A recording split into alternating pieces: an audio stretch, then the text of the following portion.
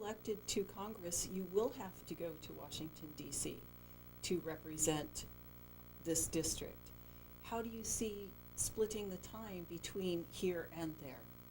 I think you got to run an office that is based on constituent service. A lot of you know what I'm talking about because you receive constituent service at the highest level from my dad's office. I hear all the time about how attentive his office was to the constituents. So that would be a major focus regardless of where I'm at, whether I'm in D.C. or home.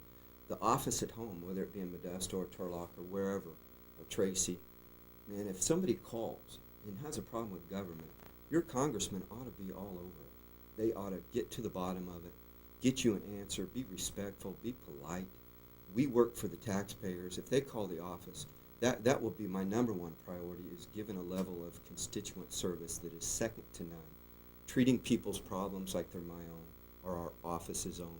So regardless of if I'm in D.C. or back home, but I will live in the district if that's what you're asking. Mm-hmm. But constituent service is so important, and I think people in government that work for government ought to take that extra serious and be so polite and respectful and try to answer people's questions. On a more personal level, I noticed the other day when I went to your office that you have your family working with you and for you for your campaign. And tonight you have your son here. And the picture on your walking piece, it has your wife and your 3 boys. Yeah, There you go. Do you find that running for politics and representing your district would be much like a family?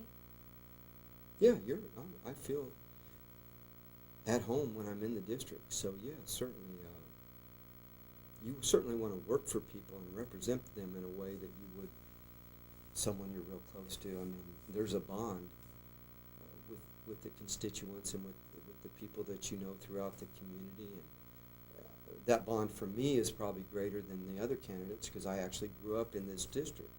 So, but family is very important to me.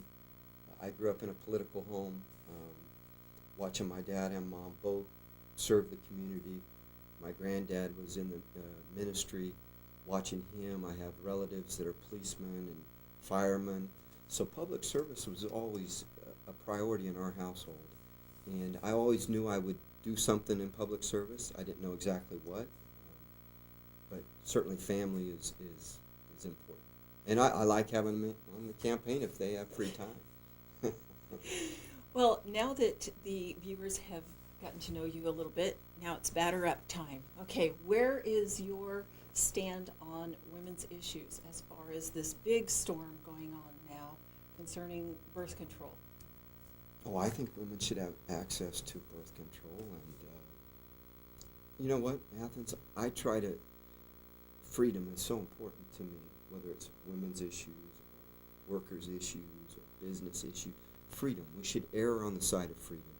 And I trust the women of the country, of the state.